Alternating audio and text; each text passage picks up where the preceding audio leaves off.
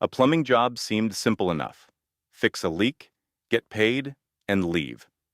But that day, I found something beneath the surface I wish I'd never uncovered. In the fall of 2020, I was a struggling handyman, taking whatever jobs I could get. One afternoon, I got a call from a woman named Margot Evers. She sounded desperate, explaining that her basement was flooding, and no one else had been available to help. "Please," she said, "it's getting worse." The address was on the outskirts of town, an old farmhouse surrounded by overgrown fields. When I arrived, the house looked abandoned, boards on some windows, peeling paint, and ivy crawling up the walls. Margot greeted me on the porch, her small frame wrapped in a shawl despite the warm day. "The basement's through the kitchen," she said. Her voice trembled as she spoke, but she avoided meeting my eyes. "It's been leaking for days." I followed her inside, noticing the strong smell of damp and rot that hung in the air. The kitchen was dim, the light bulb above barely illuminating the warped floorboards. Margot pointed to a door in the corner, which led to the basement. "The water keeps rising," she whispered, stepping back as if she didn't dare go down. I grabbed my flashlight and tools, descending the narrow wooden stairs. The basement was damp and cold, water pooling near the edges of the room. At the center stood an old cast-iron sump pump that was clearly long past its prime. I approached it cautiously, shining my flashlight around the room. That's when I noticed something strange. The water wasn't clear. It was dark, almost black, with a thick, oily sheen that clung to the concrete floor. The pump's intake valve was clogged, and as I began clearing it, I found what looked like clumps of matted fur tangled with bones. Small, delicate bones. I froze, holding one up to the light. They looked almost human, but too small, like the skeleton of a child's hand. My stomach churned, but I told myself it had to be an animal. Maybe raccoons or possums had fallen into the water over time. I called out to Margot. The only answer was the rustling of weeds in the wind. I decided to finish the job quickly and leave.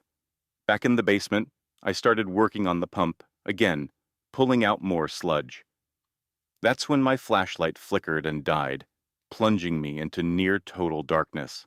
I fumbled for my phone, using its weak light to navigate. As I worked, the water level seemed to rise, lapping at my boots. The smell grew stronger, thick and suffocating. Then I heard it, a faint sound, like a child's laughter, echoing softly through the basement. I froze, my heart racing. "Hello?"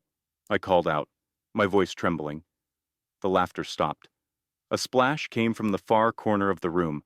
My phone's light flickered over the surface of the water, revealing ripples spreading outward, but no visible source. I backed toward the stairs, my instincts screaming at me to leave. That's when I saw it. Emerging from the dark water was a figure, its form indistinct, but undeniably human-shaped. It moved slowly, as if struggling to rise, its head tilted at an unnatural angle. My light caught its face, or where its face should have been. The skin was featureless, smooth and pale, as if something had erased it entirely. It reached toward me with long, skeletal fingers, the same kind I'd found clogging the pump. I stumbled backward, nearly slipping on the wet concrete. My foot hit something, and I turned to see a pile of broken jars, each filled with the same oily black liquid. Inside, some of them were more bones, floating grotesquely. The laughter started again, louder now, and coming from all around me. I bolted up the stairs, my breath ragged, and slammed the door shut behind me. I leaned against it, trying to collect myself, when I heard Margot's voice behind me. "You shouldn't have gone down there," she said softly. I spun around, and there she was, standing in the shadowed corner of the kitchen, her face eerily calm. What is that thing?" I stammered. Margot tilted her head, a faint smile curling her lips. "It's not a thing. It's them. They've been here longer than the house." Before I could respond, The basement door began to shake violently, as if something was pounding on it from the other side. Margot's smile widened. "You can leave," she said, "but they'll find you eventually." I didn't wait to hear more. I ran out of the house and didn't stop until I reached my van. As I sped away, I glanced in the rearview mirror. Margot stood in the doorway, watching me, her face pale and expressionless. I called the authorities, but when they investigated, the house was empty. No water, no pump, no jars, and no Margot. I never took another plumbing job.